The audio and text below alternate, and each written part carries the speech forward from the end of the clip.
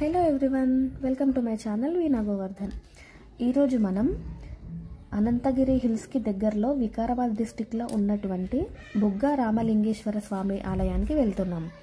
So ఈ ఆలయం మనకి అనంతగిరి హిల్స్ నుంచి 7 కిలోమీటర్స్ డిస్టెన్స్లో అండ్ వికారాబాద్ నుంచి 6 కిలోమీటర్స్ డిస్టెన్స్లో, హైదరాబాద్ నుంచి 78 కిలోమీటర్స్ డిస్టెన్స్లో ఉంటుంది.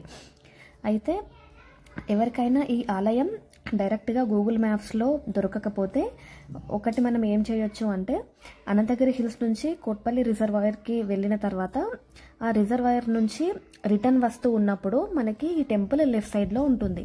నేను స్టార్టింగ్లో కమాన్ ఒకటి చూపించాను కదా. సో రిజర్వాయర్ నుండి రిటర్న్లో మనం వస్తున్నప్పుడు మీరు లెఫ్ట్ సైడ్ చూస్తూ వస్తే గనక మనకి కమాన్ కనబడుతూ ఉంటుంది. టెంపుల్ ఆ కమాన్ నుంచి కొంచెం లోపలికి వెళ్ళిన తర్వాత ఇక్కడ ఉంటుంది.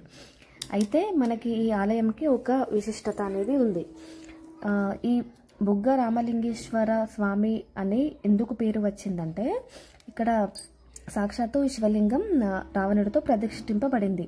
అయితే రావణుడు బ్రహ్మహత్య దోషం కోసం శివలింగాలని ప్రతిష్ఠిస్తూ ఉన్నప్పుడు ఒకరోజు అభిషేకం చేద్దామని చెప్పేసి చూస్తే వాటర్ అవైలబుల్గా లేకపోవడం వలన ఒక బాణంని భూమిలోకి కొడితే అప్పుడు నీరు బుగ్గ రూపంలో బయటికి వచ్చిందంట. అందుకని బుగ్గ రూపంలో వచ్చినందుకే బుగ్గ రామలింగేశ్వర స్వామి అని ఇక్కడ భక్తులు కొలుస్తూ ఉంటారు.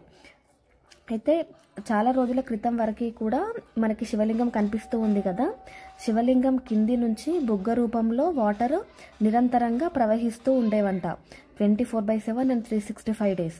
కానీ ఆ వాటర్ అలా ప్రవహిస్తూ ఉన్నప్పుడు భక్తుల కాళ్ళకి కూడా తగులుతూ ఉంటాయి కాబట్టి, అలా తగిలితే అది మనకే దోషం కాబట్టి ఇప్పుడు రీసెంట్గా ఆ వాటర్ అన్నీ మనకి టెంపుల్ నుంచి రైట్ సైడ్ వెళ్తే ఒక కొలన్లాగా ఉంది, అక్కడ వెళ్ళేలాగా ఏర్పాటు చేశారు. మీరు ఇక్కడ చూసుకున్నట్లయితే ఇక్కడ నంది ఉంది కదా, నంది నోట్లో నుంచి వాటర్ వచ్చేలాగా వాళ్ళు ఏర్పాటు చేశారు. సో ఈ వాటర్ అనేది ఎక్కడి నుండి వస్తున్నాయి అనేది ఎవరికీ తెలియదు. అండ్ మీరు చూసినట్లయితే ఎంత క్రిస్టల్ క్లియర్గా ఉన్నాయి ఈ వాటర్. సో చాలామంది భక్తులు ఈ వాటర్ని ఇక్కడ నుంచి తీసుకెళ్ళి చాలా రకాలుగా ఉపయోగిస్తూ ఉంటారు. సో ఈ వాటర్ అనేది మనకి ఈ అనంతగిరి కొండల్లో ఉన్నటువంటి ఔషధ మూలికలతో కూడుకున్నవి కాబట్టి వీటిని పవిత్ర జలాలుగా భావిస్తూ ఉంటారు. అలానే ఇది శివలింగం అంతర్భాగం నుంచి ఉద్భవించింది కాబట్టి చాలా పవిత్రంగా భక్తులు కొలిచి ఈ జలాన్ని ఇంటికి తీసుకెళ్ళి పూజిస్తూ ఉంటారు. ఈ విధంగా మేము శ్రీ బుగ్గ రామలింగేశ్వర స్వామిని దర్శనం చేసుకున్న తర్వాత ఇంకా ఇంటికి బయలుదేరిపోయాము.